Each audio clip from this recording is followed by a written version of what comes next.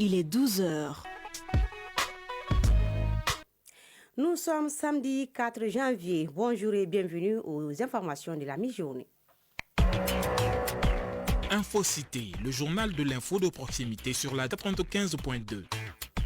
Au sommaire, les festivités de fin d'année, on en parle dans ce journal. Après une forte consommation de volailles, Mohamed Bari a mené son enquête dans quelques marchés de volailles. Sur le plan nutritionnel, les adultes et les enfants se diffèrent. Aujourd'hui, la rédaction s'intéresse aux aliments pour enfants, communément appelés goûters ou produits essentiels à leur croissance. Tanavet Sangaré nous en parlera. Également, pour nous faire voyager, Issa Daou sera en direct pour l'actualité internationale.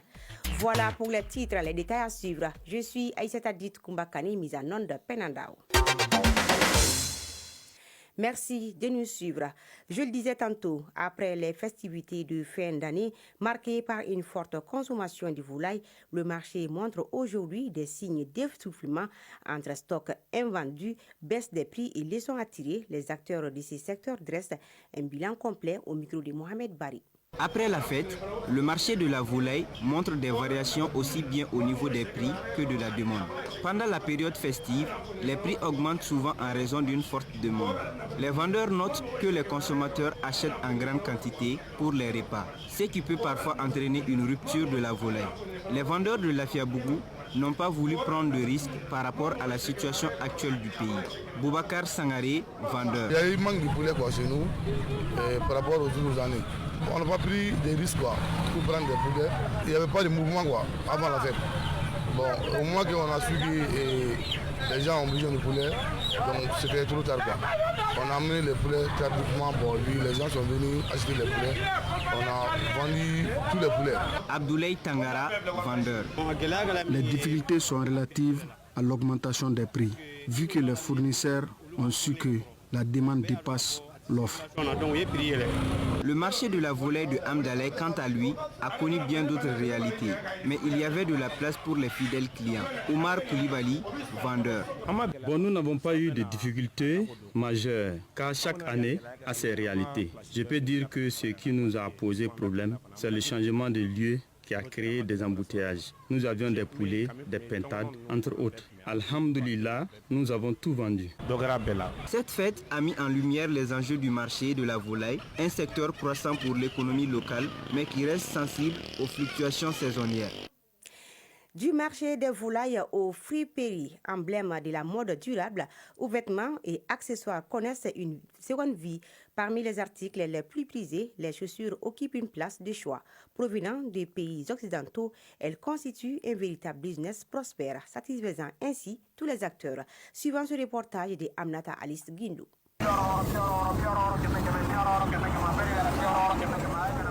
Les chaussures de seconde main sont celles qui ont déjà été portées par une autre personne avant d'être revendues ou réutilisées. Elles sont exportées de plusieurs pays d'Occident pour ensuite être revendues en Afrique. Abouakar Sirigi Traoré, vendeur de chaussures au Al Félix Ofoé-Boigny, en commune 6 du district de Bamako.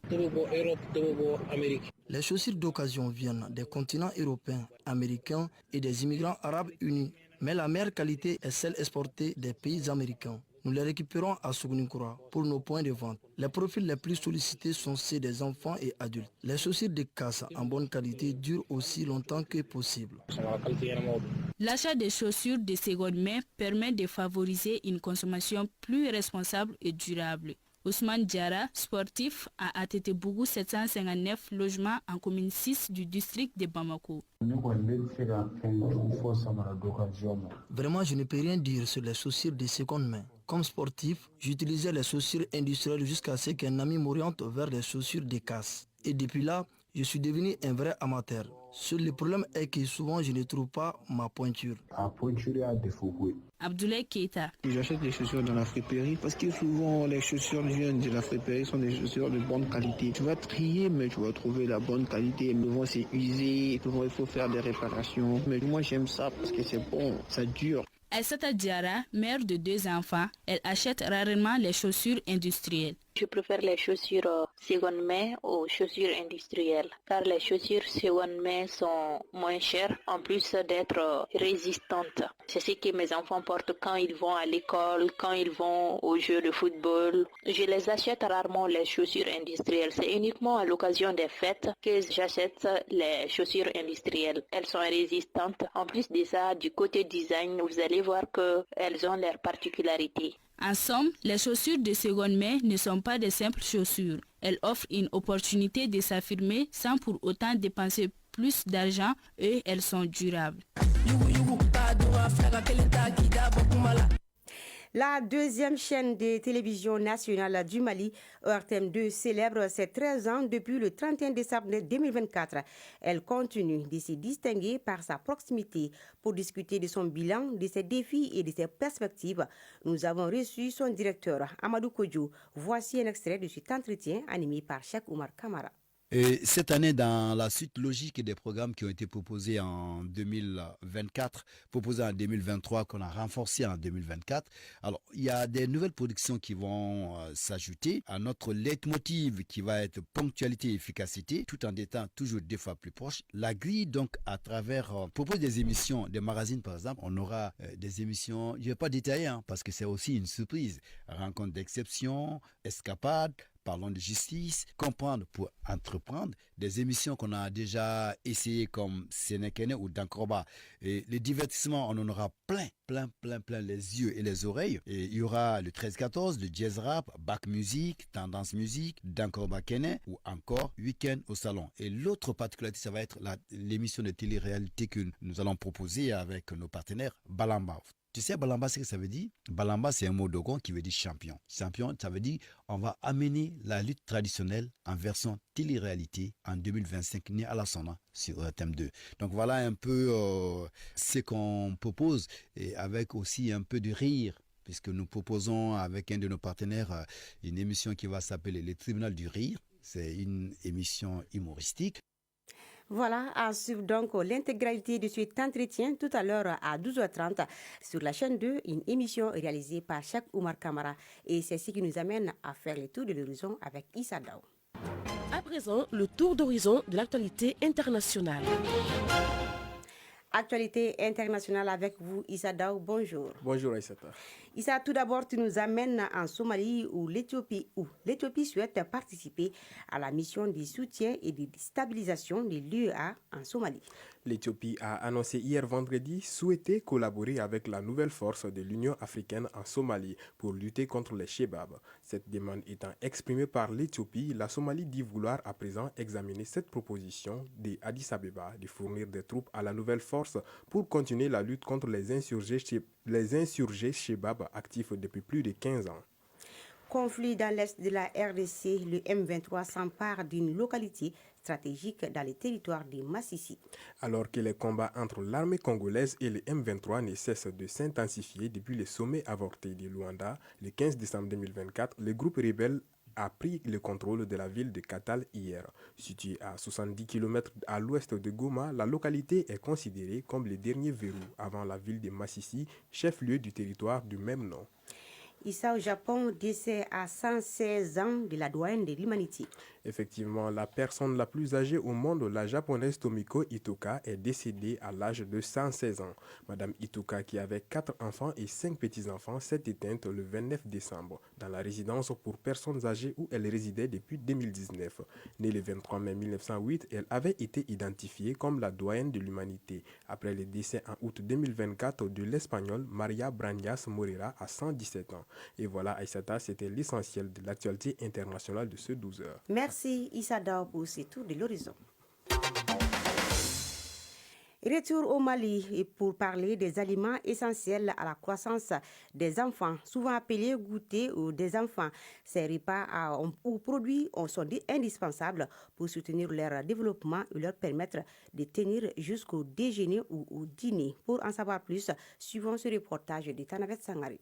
Biscuits, galettes de riz, cakes, compotes, madeleines, barres de céréales, les rayons des supermarchés de Bamako regorgent de goûters pour enfants de toutes sortes, de tous les goûts. aux emballages attractifs. La moitié d'entre eux peuvent avoir une composition inadaptée aux enfants. Ainsi, savoir faire ces recettes à la maison est l'objectif de Modibo Bomba et de Fatoumata Taché Samake, tous deux pâtissiers. Ils enseignent aux enfants la préparation de la madeleine et du cake qui sont des goûteux moelleux, légers et faciles à préparer. Mais le lait c'est quoi? C'est lait en poudre ou bien lait en liquide ou quoi? Lait liquide. Lait liquide, ok. On fait le cake avec quoi et quoi? Beurre, sucre, œuf, levure, farine, lait liquide, arôme vanille. Avec du fouet, de la poche, du cul de poule et du four, ils s'attellent à présent à la préparation des deux recettes.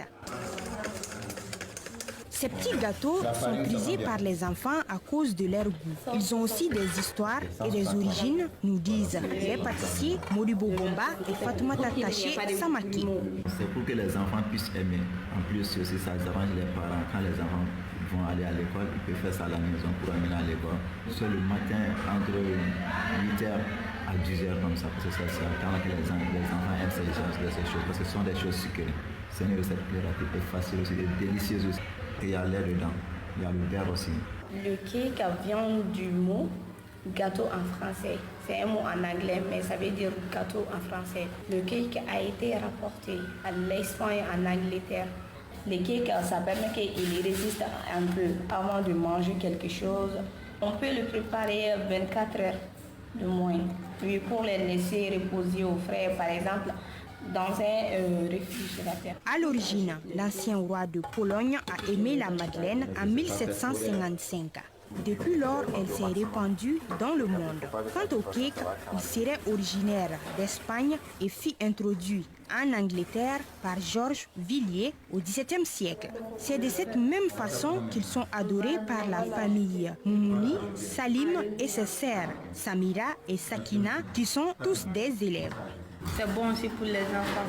Le goûter est une occasion d'apporter à l'enfant quelques aliments sains. De plus, il permet d'éviter que les enfants arrivent à table du dîner complètement affamés. Ainsi, la madeleine et le cake viennent couronner le tout. Les goûters des enfants, c'est excellent. Le cake et la madeleine sont excellents.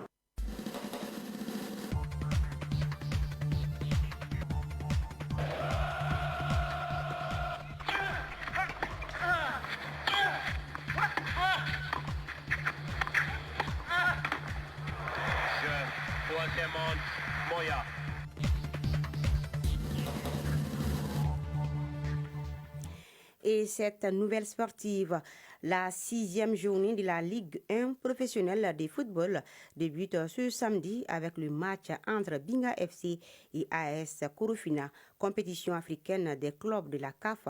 La 4e journée de la phase des groupes de la Coupe CAF se dispute ce dimanche 5 janvier.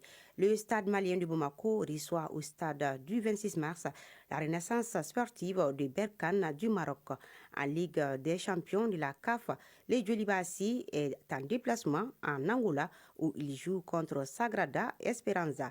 La 4e journée des groupes a démarré hier vendredi 3 janvier 2024. Faisons à présent un clin d'œil à la météo.